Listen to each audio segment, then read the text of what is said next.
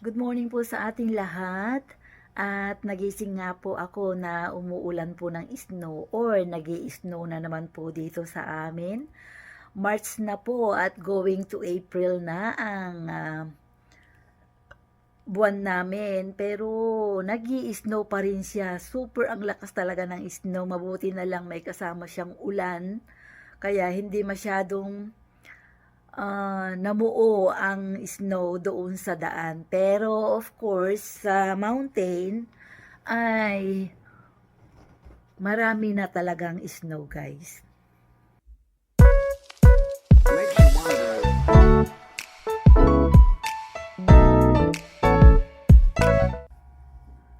So, tingnan natin sa labas, guys, kung ano na ang weather.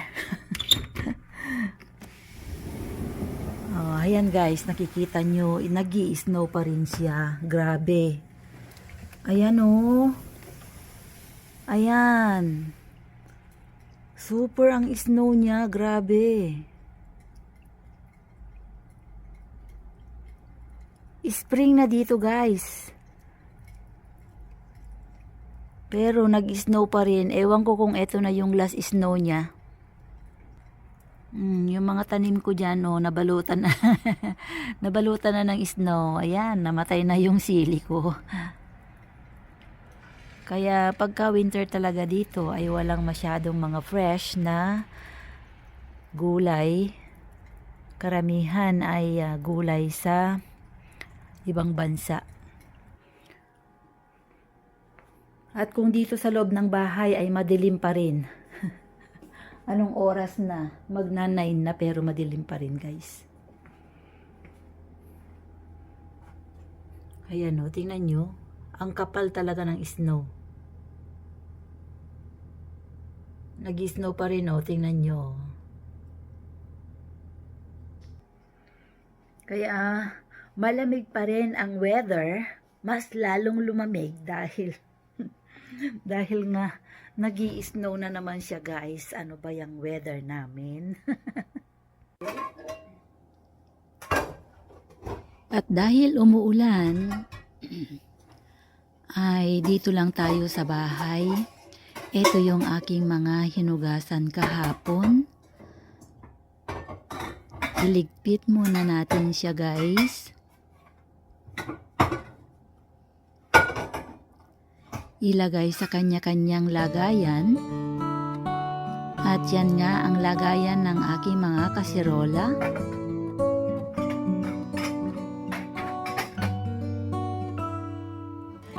Para sa akin ay dapat mailagay sa tamang lagayan ng mga gamit.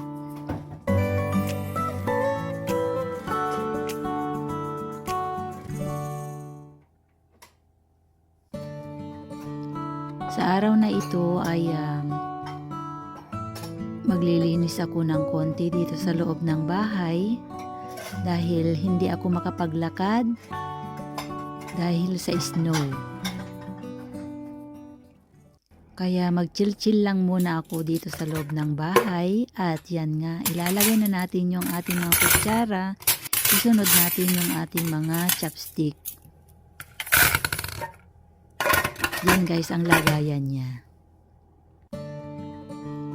At yan, ayusin natin konti yung ating salas.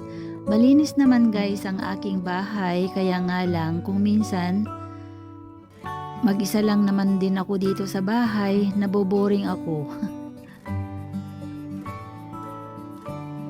Dahil everyday ako naglalakad sa may mountain, sa araw na ito ay dito lang tayo. Chill-chill lang ako mag-isa. At yan nga, gagamitin ko yung vacuum. Dito yan sa aking salas.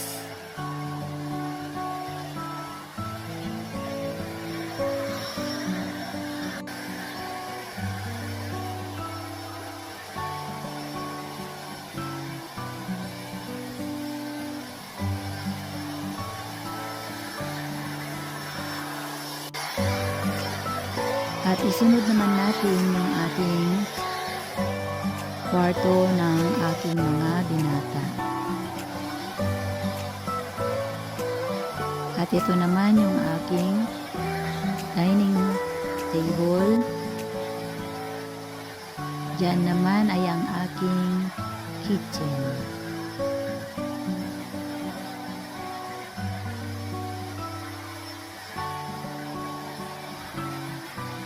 Sa araw-araw kong pamumuhay ay ito yung aking ginagawa sa araw-araw.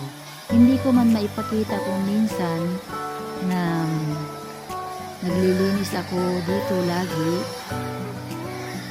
dahil kung minsan ay hindi ako nakakagawa ng aking video.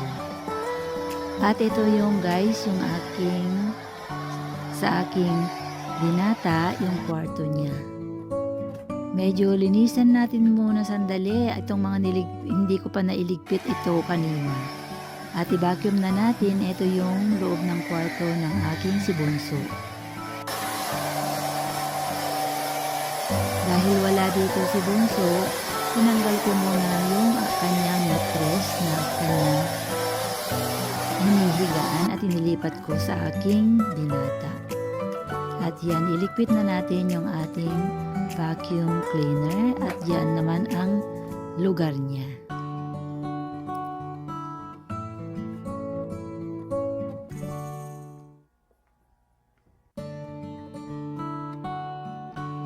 Eto guys, yung sa kwarto ni binata ay sa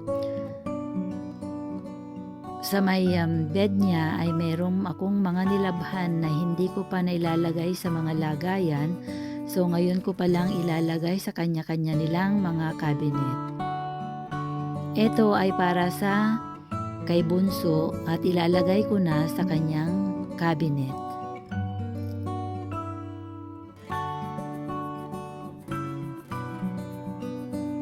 Napakadami kasi nilang damit guys. Nilabhan ko na lahat yung mga pwedeng labahan na kanilang mga damit para may ayos ko na at may separate ko na at may lagay ko na sa kanilang mga... So, ayun guys, nakalinis na tayo ng buong bahay at ipapakita ko sa inyo yung nalinis ko. Unahin natin dito sa kwarto. Dito sa aking kwarto ay laging malinis yan. Pagbangon ko pa lang sa umaga ay ina-arrange ko na yung bedsheet ko, kaya malinis siya. At punta naman tayo dito sa labas ng kwarto ko at ito nga yung aking dining table. Marami pa rin mga pagkain dyan kasi ako lang naman ang kumakain. At dito naman sa ating kusina, malinis na rin dyan. Kaya lang kumain ako kaninang umaga, so meron dyan hindi pa nahugasan. Then, punta naman tayo dito sa may salas. Ayan, nalinis ko na rin siya. Malinis na guys ang aking bahay. Eto, may unan at may kumot dyan guys. Kasi dito, inuupuan ko siya. Malamig, kaya nilagyan ko ito makapal. Malamig siya pagka yung walang ganyan na tapal. Yan, nilinis ko lang siya ng konti. At punta naman tayo sa kwarto ng aking si binata.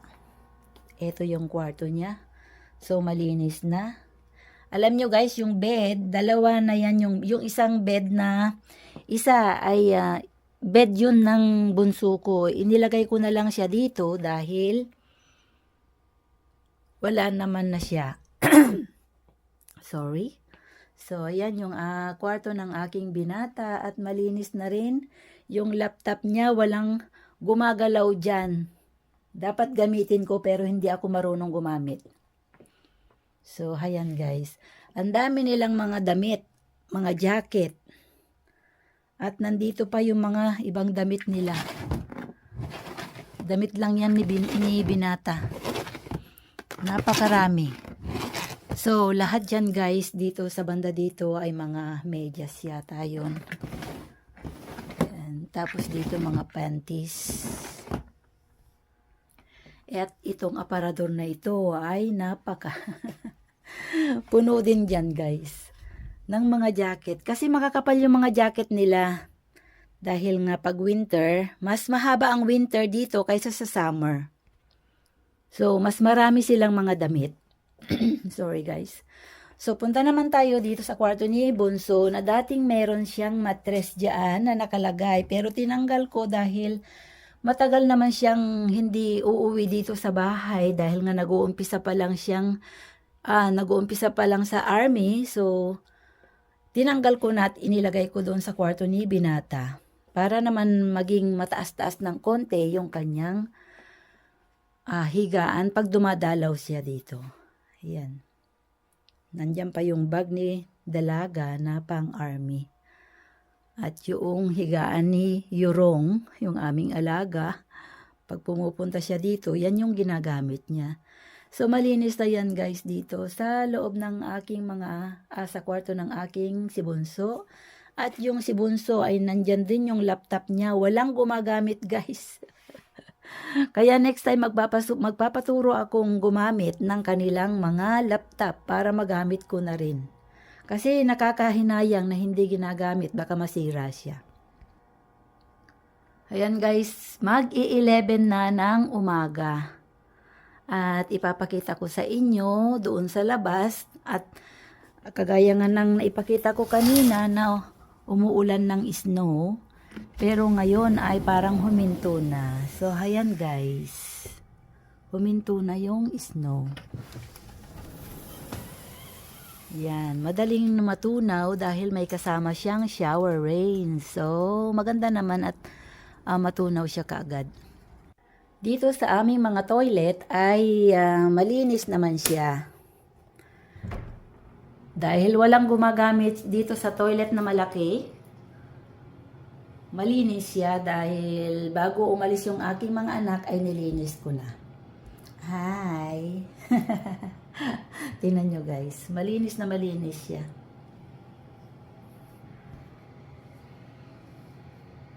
Pag may bisita lang ako, sakalang may gagamit sa toilet na to.